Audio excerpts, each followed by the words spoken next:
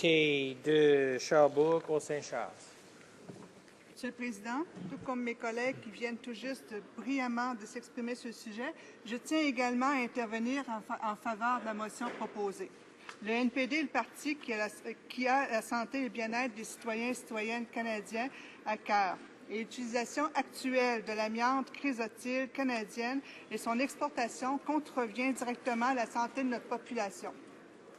De plus, elle met en danger la vie des travailleurs et travailleuses dangereusement exposés à notre amiante dans les pays en développement. Pour rectifier cette situation alarmante, il urge de prendre des mesures concrètes telles que proposées par le NPD dans les motions d'aujourd'hui.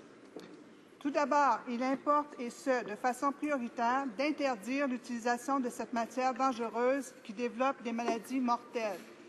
Il est important de savoir que l'amiante, sous toutes ses formes, se désintègre en fibres de plus en plus fines et invisibles à l'œil nu.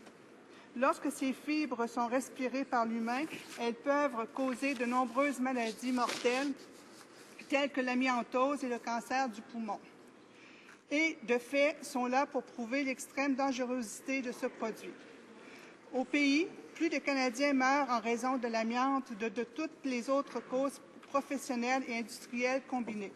Alors qu'au Québec, là où sont principalement situées les mines, l'amiante est responsable de la moitié de tous les décès liés au milieu de travail. Un autre exemple concret nous vient d'une étude produite en 2009. Cette dernière a conclu que la concentration de l'amiante dans l'air extérieur à Thetford-Mines, au Québec, est 215 fois plus élevée que les échantillons prélevés aux États-Unis et ailleurs au Canada. Le taux des décès liés au cancer du poumon et au mésothélium est 17 fois plus élevé que dans la population générale. Des experts provenant de divers milieux se sont également exprimés sur la question de la toxicité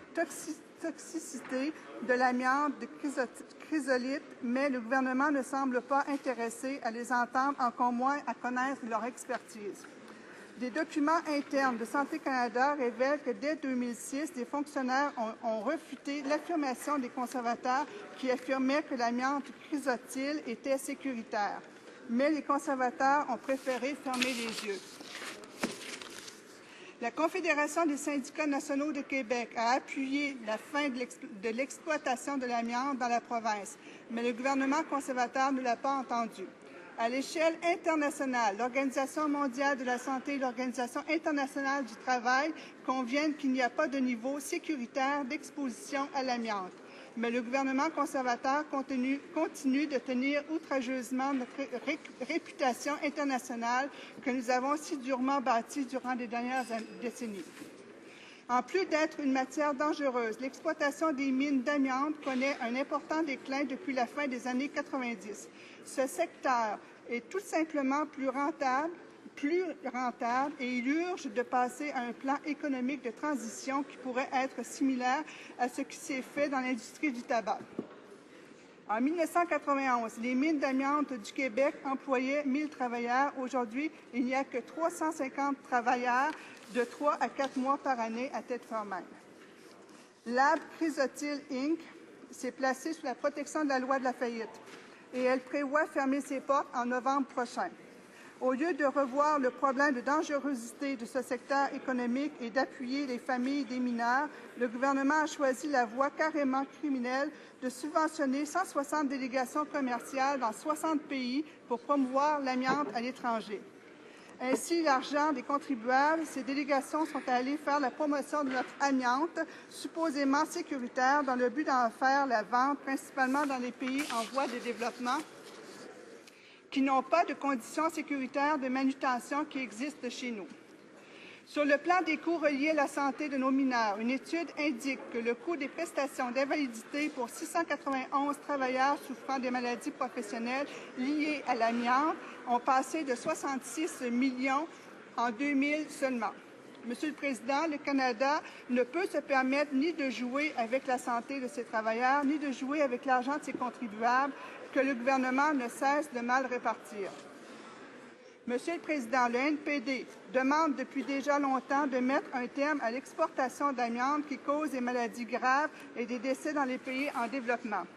Au Canada, l'utilisation de l'amiante est maintenant strictement réglementée en vertu de la loi des produits dangereux.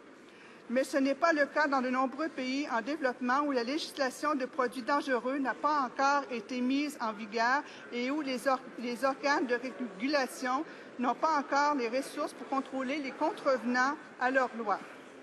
On a estimé que dans le monde entier, l'amiante cause plus de 100 000 décès par année. Les travailleurs dans les pays en développement où le Canada exporte son amiante ne sont habituellement pas au courant des mesures de sécurité à prendre pour sa manutention et reçoivent aucune formation en ce sens. L'Indonésie, l'Inde et les Philippines sont actuellement les principaux acheteurs de notre amiante et nous savons tous que leurs travailleurs ne disposent pas de protection de base en matière de santé et sécurité. Alors que l'amiante est interdite dans plus de 50 pays, y compris les pays les plus développés, le Canada, lui, continue d'exporter son amiante sans avertissement sur la toxicité. Pire encore, le gouvernement a même tenté de dissuader la Thaïlande et la Corée du Nord d'émettre un avertissement de toxicité sur les sacs d'amiante reçus.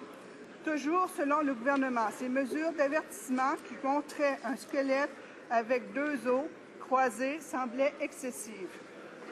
Monsieur le Président, une autre voie à prendre selon le NPD est d'appuyer les efforts internationaux en faveur de l'amiante chrysotile sur la liste des produits chimiques dangereux et la Convention de Rotterdam.